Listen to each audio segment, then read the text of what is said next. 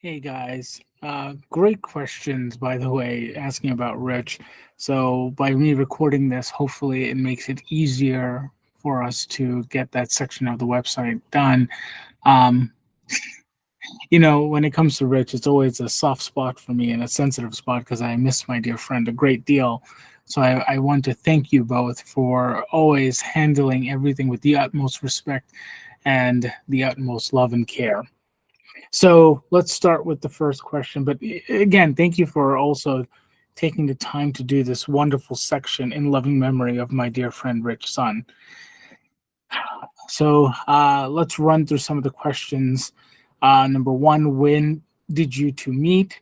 Uh, who did he become to me? And can I list some of our achievements together? Are there some other people that I met through my relationship with him? Which was a lot of people, actually. Um, would I share any vivid or interesting memories apart from work related that we had together? Yeah, there's a funny one that I'll mention with his Porsche and a Porsche in general. But yeah, so let me start. When did we first meet? We met in 2017. I don't remember when exactly because the first meeting we had was technically unplanned. What happened is earlier in that year, I approached Innovate Mississippi asking them for help because I was approached by a local grocery chain. Because at that time it was called the Utopia Kale Shaker, and I kept renaming the product. I didn't really know what I was doing, but anyway, we ended up catching their attention, and it was so funny because this goes back to our really early roots. So yeah, back then it was called the Utopia Kale Shaker, and they were interested in having it in some of their stores. Um, so they reached out to me, and at that point, they asked me about my insurance, and I said, "What insurance?" They're like, "You don't have product insurance?" I said, "No, I didn't know I was supposed to have product insurance." And then they asked me, they were actually laughing, and they were like, "Kid, you did not just tell us that." And I told them, I said, "Yeah, I'm making this out of my apartment." They freaked out. They said, "Oh my God." They were like, we didn't hear that. And at that point, the conversation just kind of stopped, and they were like, "Kid, you got a lot of guts." I was like, "Yeah." I said, "You guys reached out to me." They're like, "Yeah, we thought you were a proper operation." I said, "Oh, okay." So that's when I went to Innovate Mississippi, and I said, "Hey guys, this is what happened. This is the grocery store I was approached by, and I didn't know I was supposed to have such and such thing." So I said, "I need help with the commercialization of this product and actually turning this into a business." And I'll never forget, Rich was sitting in the corner in the meeting, and that's when he first introduced himself, and that's how I first met him. And he was so fascinated by my journey, and he was really taken back by the fact that I was actually producing this in my apartment. So he asked me why. And I explained to him that as a student, basically, I kept approaching numerous companies to try and follow my method. By the way, thank God I didn't actually get any company to do my method, because it turns out it wasn't as refined as I thought it would be in the beginning. Because in the very beginning, even though we were in the process of getting a patent, I thought I knew what we were talking about. So after over 12 companies turned me down, I said, "You know what? I'll do it myself." And that's when I bought the equipment myself, and I started refining the process in my apartment. And the first batch I made was only 6 times the concentration, but unfortunately, it was also 6 times the flavor. It was disgusting. If you hate kale, you would have hated that so much. Anyway, and through repeated failures over time, I figured out a way how to make it virtually tasteless. And that's where Rich, I was really fascinated by my story. So he actually asked me to make him some of this kale powder. So I did. And he was shocked that when he started playing with it and tasting it, he said it was actually the real deal. In addition to that, he was fascinated by our cancer research and basically my drive for helping humanity. So he called a few professors and a few people around town just to make sure that what I was saying is actually true. And after he verified everything, that's when he came up to me and he said, "I want to help you develop this kale powder." So next thing you know, he makes a couple of more phone calls, and some guy from California flies in to Mississippi specifically to meet with me. And next thing you know, just maybe 4 hours before the guy lands in Jackson, Mississippi, my patent attorney calls me and he's like, Bilal, we got the patent. And I couldn't believe it. I told Rich right away. Rich was excited. So when the guy finally landed, he came from the airport and everything. And at that point, we tell him like we just got the patent, and it was just really exciting. And then I showed him the product. And overall, he was just impressed. And I'll never forget, because at that point, the guy said, Bilal, this product is remarkable, because he even tasted it right in front of me. He said, I can't really taste anything. But he said, you suck at naming things. Because at that time, I had the Utopia Kale Shaker, plus I had something called the Kale Baggies. And it really, he was like, what is this baggy nonsense? He said, it makes me think of marijuana and weed. And I looked at him, I said, but it has nothing to do with it. He said, yeah, but he said, people might buy it thinking it's some kind of marijuana product. And I'm like, oh, okay. He was like, kid, you're brilliant, but you suck at naming things. He said, let the marketing pros handle that. And he said, you know what? That's where he actually came up with a couple of different names and stuff, like with a wizard and such. And then eventually, like, Rich even came up with saying, like, it's a EasyKale. And that's how the very first company was named, actually. Basically, he called it EasyKale. So I thought that was unique. EasyKale was a bit on the nose for me, but that was the name they decided and they came up with. And so EasyKale Labs LLC was the name of the first company that Rich and I formed together. And so anyway, we finished that meeting, and that's when Rich came up to me and he said, Bilal, I have a question for you. And I said, hey, Rich, I have a question for you too. And I said, Rich, would you like to join me in the company? And he started laughing. He said, I was just about to ask you if I could join your company. So that's when I first got my business partner. But, lo and behold, I had no idea what I was in for, because that ended up forming the most beautiful friendship ever. Him and I were so opposites in so many different ways, but we complemented each other in ways that were so important, where I had the overall crazy, eccentric, sometimes unfocused vibe, as he would call it, but he would have the tapered resolve of a seasoned businessman to help rein me in at times. But we really had such a unique dynamic. I remember when we first formed the EasyKale Labs LLC, it was in December of 2017. And I gave him an action figure of Goku and Gohan. So basically it was Son Goku and Son Gohan, where they were forming together to do a powerful Kamehameha blast. And this was like, in teen Gohan, when he was with his father. And basically, I have to see if I have a picture somewhere so I can show you guys of the action figure, but I'll never forget.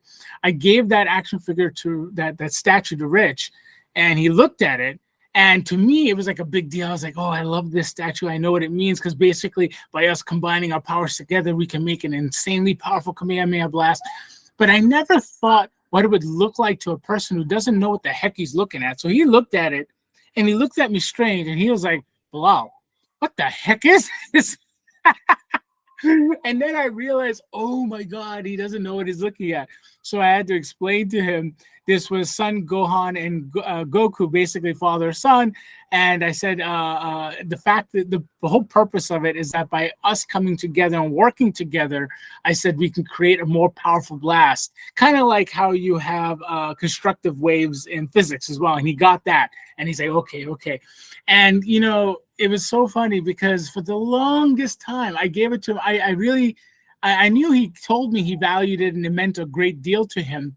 And when some different business people coming to him throughout the years, he would show them this toy. But I remember when he passed away and I saw it in his office in a prominent place, it just took me back, because I realized he really meant it when he said that this meant more to him than I realized. But yeah, I mean, at first it went from just being a simple, meaningless toy to something that showed our strong bond together. And I also made him a little trophy congratulating him for joining EasyKale Labs LLC. I totally sidetracked on a whole bunch of memories there. But yeah, that's when we met. So 2017, created the first company together in December 2017. So that was quite some time ago. Who did he become to me? Rich became, I was going to say, from a business standpoint, a lot of people would describe us as he was my business partner, investor, and mentor. But the way how I would describe him, and I would always describe him whenever I would introduce him, first as my dear friend. Our friendship blossomed over the years. In the very beginning, he was always very business and work focused. So when we first started working together, we would show up to the office early in the morning, and first thing Rich would say when he would see me, he was like, "Blah, I want you to do this, this, and that, this, and that, that." And it was so funny because I would stand there, stop, and I said, "Good morning, Rich. How are you?" So then the very first time he looked at me, he said, "I didn't say good morning?" I said, "No, Rich, you did not." He's like, "I am sorry. Good morning. How are you?" I said, "I am doing well. How are you?" He said, "Good. Okay, now I want you to do this, this, and that." So after a couple of times, I actually told Rich, I said, I refuse to do any work until I ask how you're doing and stuff. And then it was so funny because Rich said something so poignant to me. One time I came into the office, so I asked, "Good morning, how are you?" And then a half an hour later, I went out, and then I had to do something, an errand, and we came back after delivering some EasyKale or whatever we called it at that time. And when I came back to the office, I asked him again, "How are you?" And then he said, "Not much has changed since the last time we spoke an hour ago." And I looked at Rich and I was like, oh, okay. Then I said, "It technically could change." He said, "Really?" So he said, "Even if my emotional state did change, what difference would it make?" And I looked at him, I said, "It would make a very big difference." I said, "I care about you." And I said, "Because I care about how your soul is doing." I said, "That would make me want to pause what we're doing to make sure you are okay." Because I said, "What is the point of doing all the work if our human relationship deteriorates?" And Rich found that so fascinating. He just was staring at me. So the next day, I asked Rich, "How are you?" And then he looked at me, smiled, and said, "Not so good." But I didn't realize he was smiling. So I got up and I said, "What's wrong? Is everything all right?" I said, "Is there anything I can do to help?" He started laughing and he said, "You genuinely care, don't you?" I was like, "Yeah, of course." I said, "Why would I not care?" I said, "What would be the whole point of saying, 'How are you?' if I didn't actually mean it?" And then he explained to me, he said, "Bilal, you know how many people say it as a customary norm, just like, 'Hello, how are you?' And it's like, hello, but they don't actually mean, they don't want to know how you're doing." And he told me it's so different to have somebody actually care how another human being is doing. And he told me to preserve my spirit and not to let the world affect it. And I told him, I said, the thing is that in time, the humanity is beaten out of us. But when we're given the ability to facilitate our humanity again by caring and being kind to one another, the humanity shines all over again. Because I told Rich, one of the cheapest, simplest, easiest forms of charity is smiling. People don't even realize it doesn't cost any money to smile to another person. But I said people would rather donate money versus smiling at other people because they don't want to appear crazy. And we spend so much time worrying about what other people think. Anyway, I went on a divergent path, but it could show you the breadth of and depth of Rich and I's conversation over the years. We talked about many, many things, and we got very close over time, especially through the different challenges in EasyKale, the different challenges in EasyKale, the different challenges in life, from me almost passing away with COVID, when I was in the hospital in the ICU and the doctors let him know that there was a probability I may not survive. Rich called me like a general, and he's like, "Bilal, I do not give you permission to die." And I started laughing in the ICU, and I told Rich, "I don't think it works that way." I was like, "I don't really have control over that." And he was like, "What? I'm telling you now, I don't give you permission to die." And then he hung up the phone. And I was like, I, I just couldn't help but laugh in the ICU. I said, "Oh, wow, that's different." And later when I told him and reminded him what he did, it was so funny because his wife, myself, we were all laughing about it later. And, Rich was really, truly a unique character. He was someone very, very different and someone who I cared deeply about. Let me just show you a memory here. So if you go to the side where I'm going to show the photo, This is our EasyKale Labs LLC premiere and ribbon cutting, which was in 2019.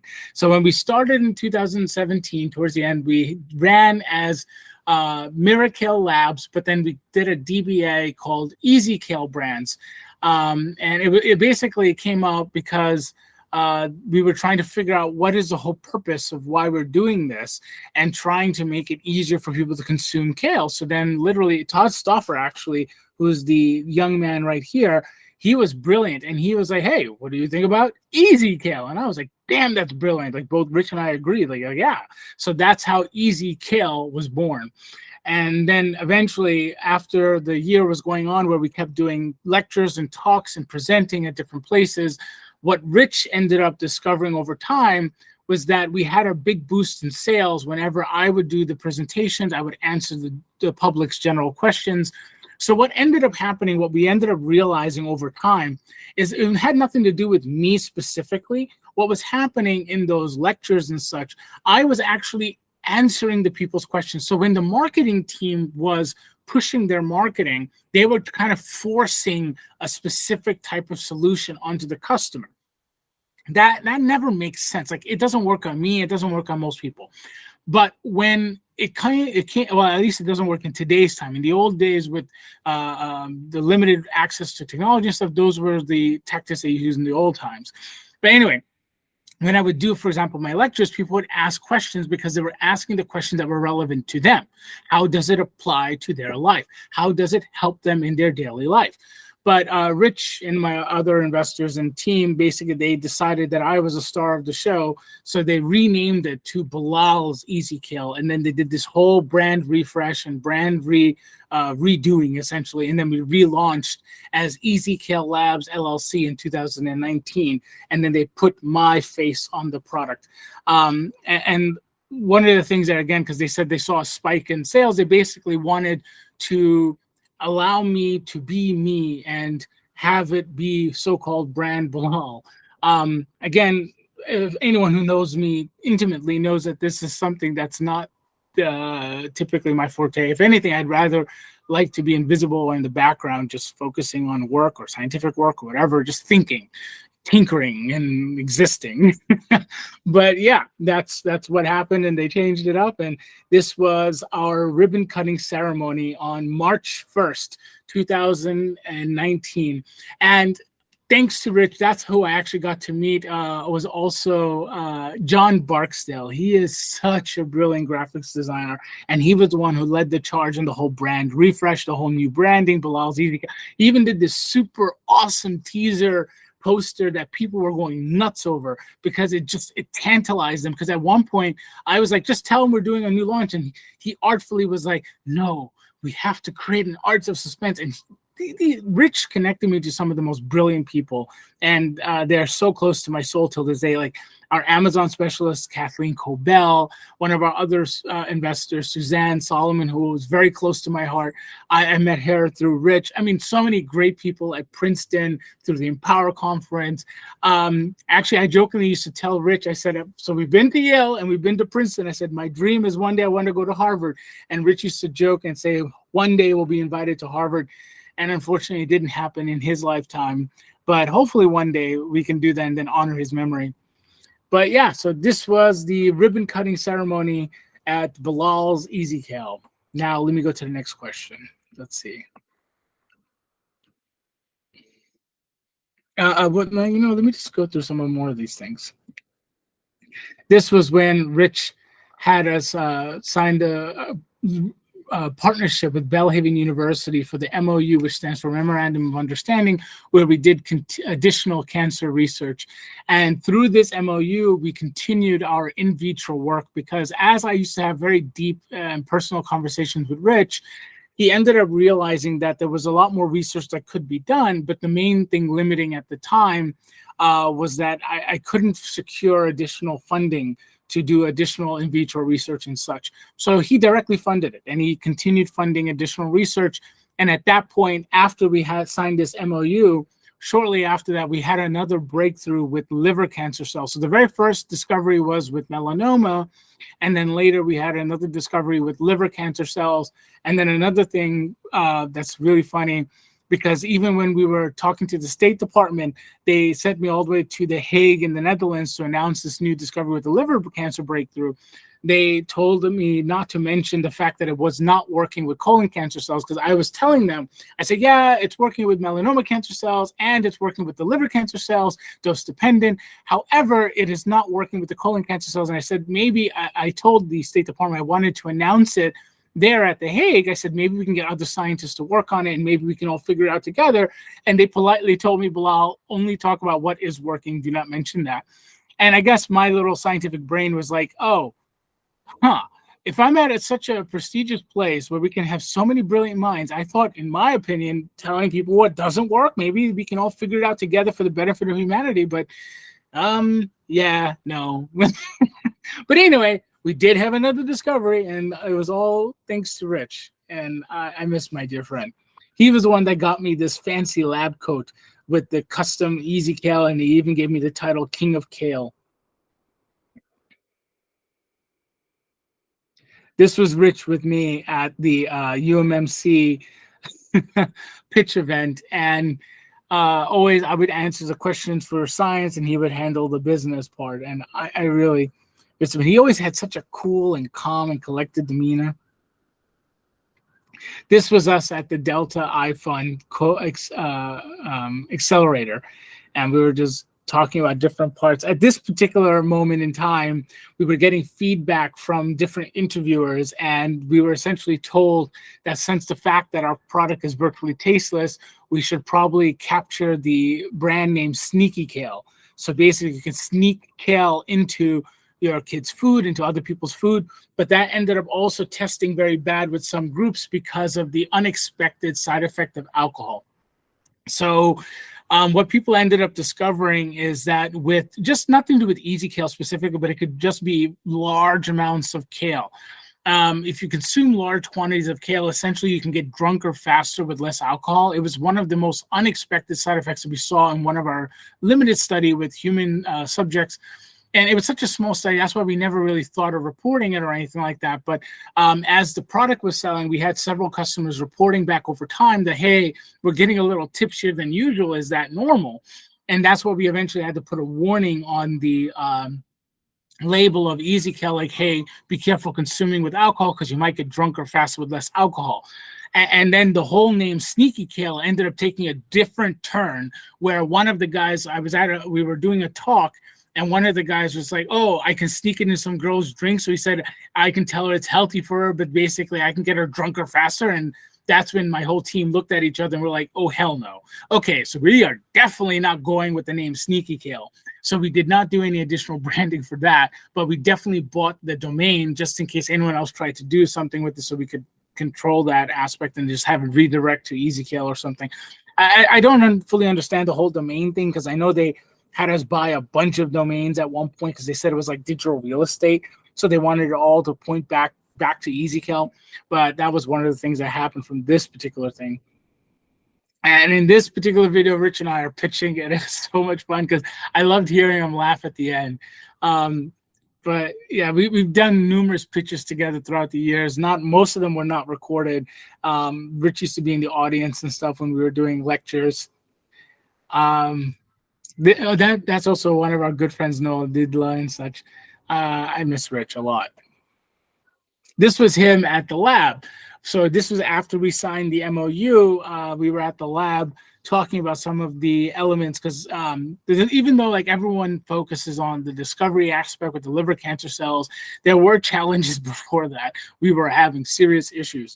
And I remember at one point I had to meet with Rich, because we had to ask, I was asked to ask for more money so we can buy more cancer cells to do more testing and stuff. So Rich met me at Sal and Mookie's, which is a local New York pizzeria in Mississippi. And as we sat there eating pizza, Rich was like, how much you need? What do you think the probability of success is? And blah, blah, blah, blah, blah. And basically, he was just asking me a bunch of questions about how the research was progressing. And basically, I was telling him we were kind of hitting a wall. However, there were certain things that I was noticing in terms of the patterns. So I told him there's a possibility here. And next thing you know, about a month and a half later, we had a breakthrough, and he was so happy. But yeah, this was a surprise selfie. He was in the lab taking pictures of me and Dr. Brandon and some of the action figures and stuff. But I was like, hey, let's take a quick selfie together. So this was us with him. This was Rich and I at Comic-Con. He actually came with me to Comic-Con several years in a row. So one of the cool things that I loved about Rich is through EasyKale, he would allow me to sponsor a bunch of kids from the Boys and Girls Club of Central Mississippi. We were also sponsoring a bunch of kids from the Mississippi Coding Academies, both the Jackson campus as well as in Columbus, Mississippi as well.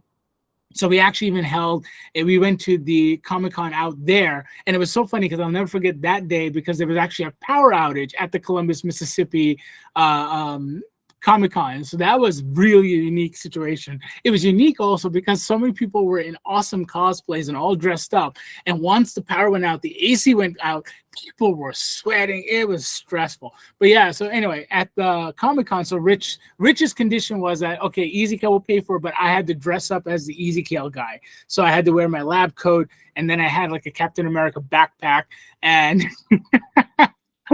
I was even caught scooting around. So I had a bright red Zooter scooter, and I was scooting around the the Comic-Con, and it got to the point that the event organizer had to stop me. He said, there's this big guy scooting around.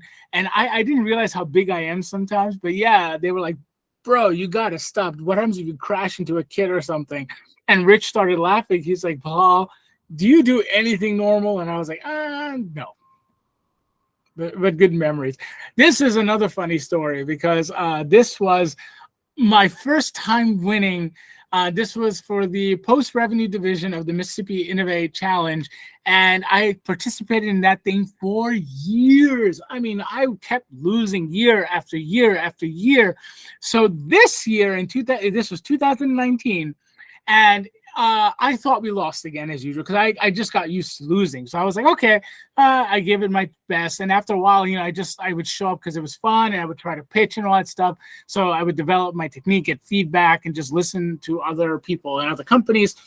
But yeah, so Rich was all the way in the front while they were doing the announcement of the ceremonies, and I was all the way in the back where all the food was because I was thinking, we didn't win. So, I was clapping for everyone.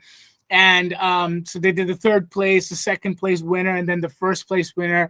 And I was in the back eating this strawberry cream cheese, which I did not know it was strawberry cream cheese, by the way. I thought it was like a special strawberry yogurt, but it turns out it was like the special strawberry cream cheese that you dip vegetables in and fruits in. But I was just grabbing globs of it and thinking it was yogurt, and I was eating it straight. And everyone's like, oh my God, Bilal, like, what are you doing? Like, and I was like, oh yeah, I'm eating this really cool strawberry yogurt. I said, it's really nice and, creamy. And I'll never forget, one of the ladies looked at me. She said, Bilal, that's not yogurt. I said, I know, it tastes too good. I said, it has to be like a dessert. And then while she was about to correct me, everyone's yelling from the front, where is Bilal? And at that point, I'm like, I'm right here. They were like, Bilal, you won first place. I said, shut up. No, I didn't. And then Rich is on the stage looking at me like, hey, where the hell are you? So I am all the way in the back. I start running to the front. I couldn't believe I won. And as I'm running up the stairs, I almost fall on the stage in front of everyone. But it was so funny because I got so used to losing for so many years. I never in a million years imagined we would win first place. So if you're seeing this picture and Rich is laughing even more, it's because that's the story behind this picture, where I was all the way in the back thinking we lost, and we actually won. And after winning, I was told that we're not eligible to compete again or participate. So that's when we stopped going to this particular pitch competition, because now we became alumni. But yeah, funny memory with that. I thought we lost, and it turned out we won first place. And that's another one of the pictures from that same event. Yep.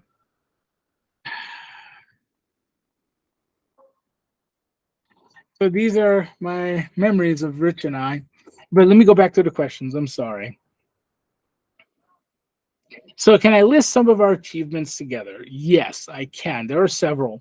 One is Rich was so proud of me when I became a board of director member for the Mississippi Food Network and the Boys and Girls Club of Central Mississippi.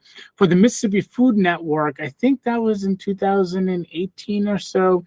Anyway, regardless, he reached out and found out that it was, February 2019 when I was brought in as a board member. And he ended up discovering I was one of the youngest board members to ever be appointed to the board. And then he also found the same thing when I was brought on the Boys and Girls Club of Central Mississippi in November 2020.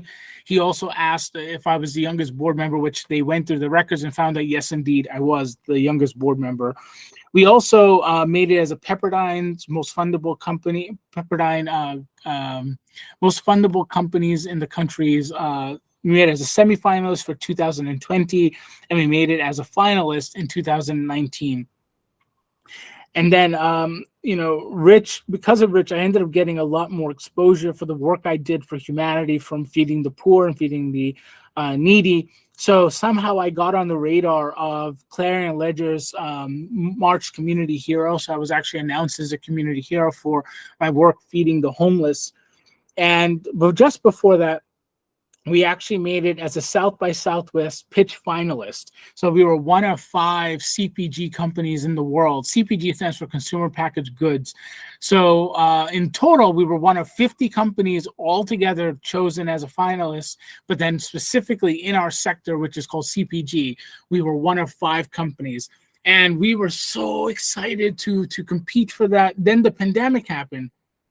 And when the pandemic happened, they shut down that South by Southwest of that year. So we ended up becoming stuck in limbo, where essentially they told us that we would all be forever finalists. So neither one of us lost or neither one of us won. So all of us just basically became forever finalists. So 2021, they had another South by Southwest, 2022. And even this year, they had another finalist. And now they consider us alumni. They've just in the last year transitioned us into alumni.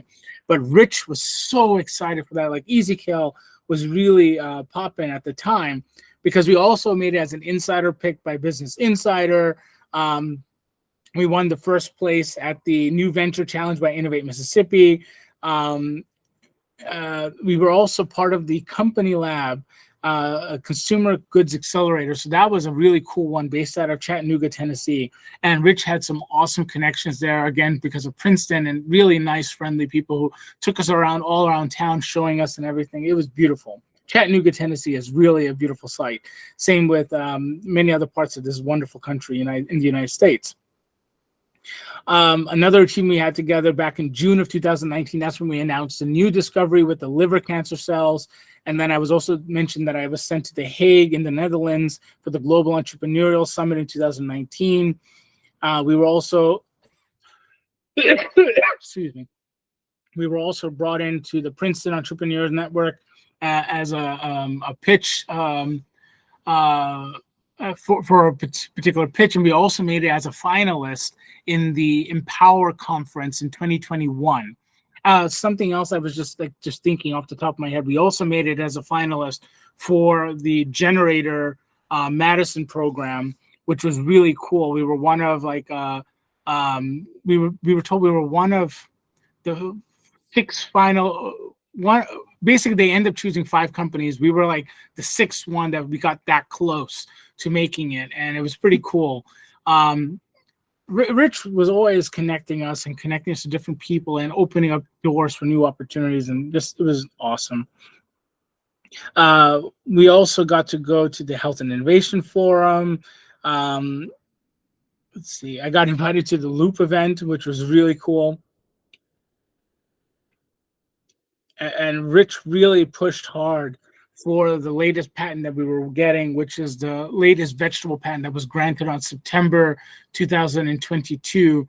It's unfortunate he wasn't alive to see it, but I remember almost every week he was asking me, Bilal, did we get the patent? Bilal, did we get the patent? And we were supposed to get an answer technically during the 2021, 2022, but the problem is COVID delayed everything. So we got the answer maybe about 2 months after he passed away.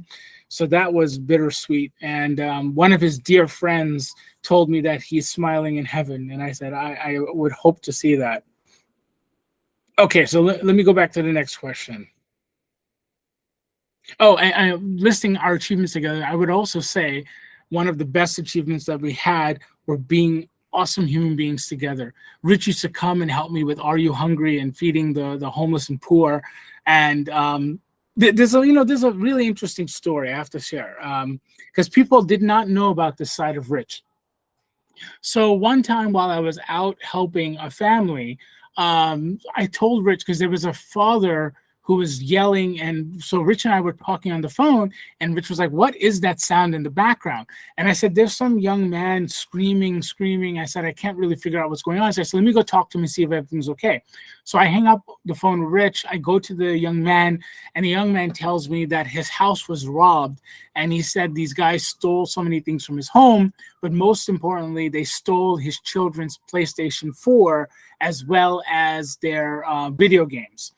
So the father was infuriated, and he was ready. Like he was saying, I used to be a former gangster. They don't know who they're messing with and all that stuff. And then I was telling the young man, I said, "You changed your life for a reason." I said, "Don't let something so small bring you back to that life that you've moved away from."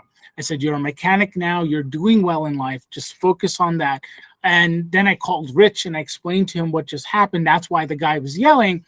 So at that point, Rich asked me, he said, "How much does a PlayStation 4 cost?" And I said, "I think it's about $400 or $500. So he basically gave me permission to get it for the family and give it to them so their children can have it replaced. And I'll never forget when I went and got it and I gave it to the family. The father started crying. He said, "What's the catch?" He said, "I'll pay you back." And I said, "No, there's nothing you have to pay back." I said, "Just keep being a good human being and helping others." And I remember later that night, Rich had a deep conversation with me, and he said, "Bilal, I've lived a long time in my life, and I've seen a lot of things, and I've done a lot of things." And he said that, even though he's done certain things in his career, he said these are some of the most proud moments of his life that he did for humanity. And he asked me to continue being who I am.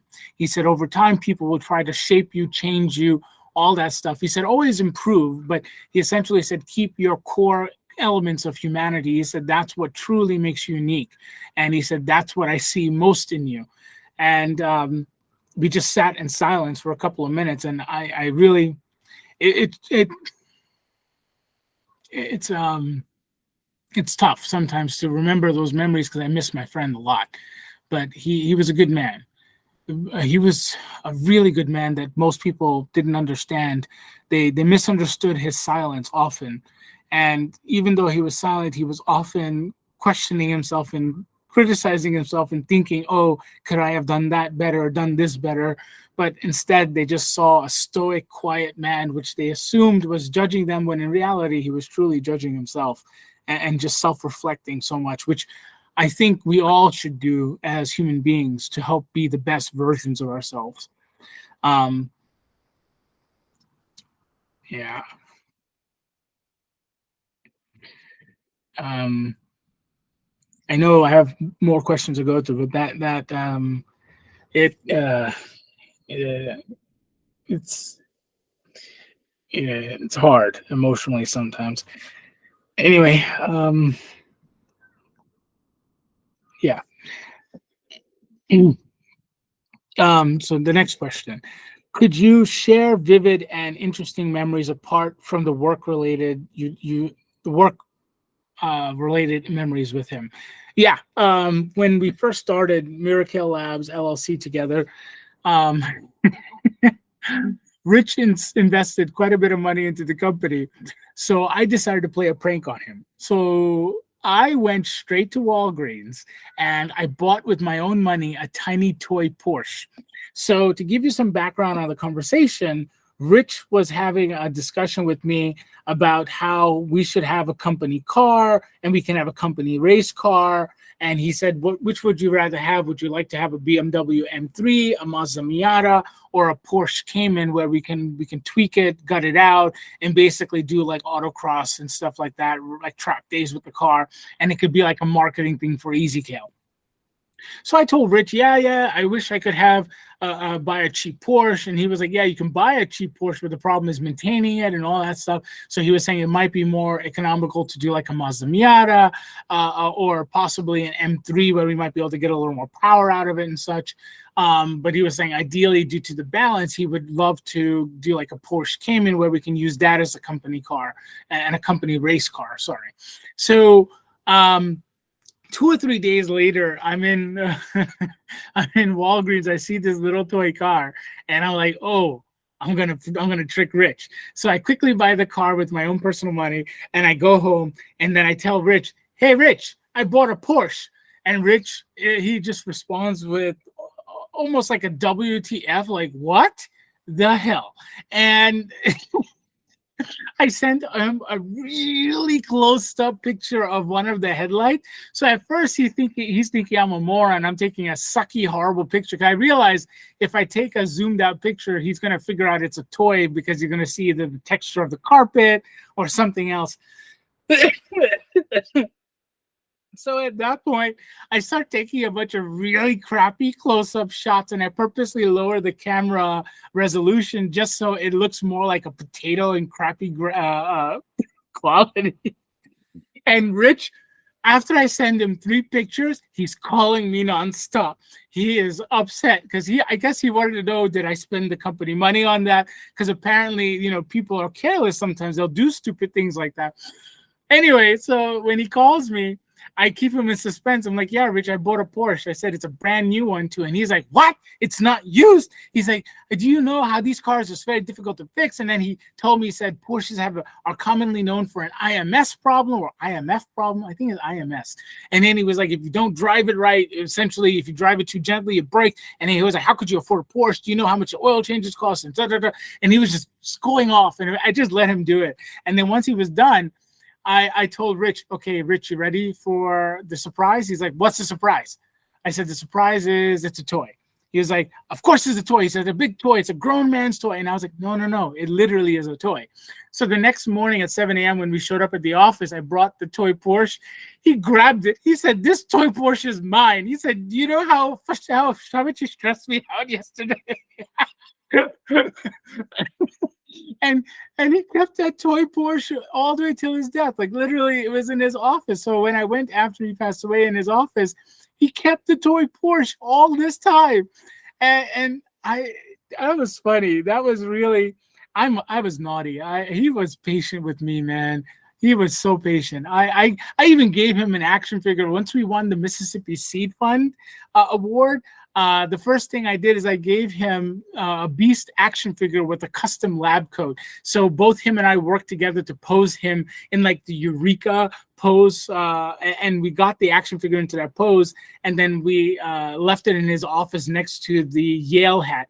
Oh, which reminds me also, because Princeton and Yale like have a rivalry or something. So when Rich got me invited back to Yale University again, and then I think we did 4 talks there. So I bought him a bunch of little Yale paraphernalia, like the hat and such. I came back, I gave him the hat, and right in front of me, he said, oh, you gave me this hat? He threw it right in the trash. And I felt really sad. I'm like, oh. And then I walked out of the room. And then when I came back, he took it out of the trash and put it on his desk next to his Princeton degree. And I was like, oh. He is a softie. But yeah, he really was someone unique, and I loved him very much as a human being. I hope this was useful. I really poured my heart out here. I hope this was useful to you guys in terms of structuring things. And I think I might just upload this to YouTube to make it easier for you guys to access, so you won't have any latency issues or kind of downloading issues or whatever.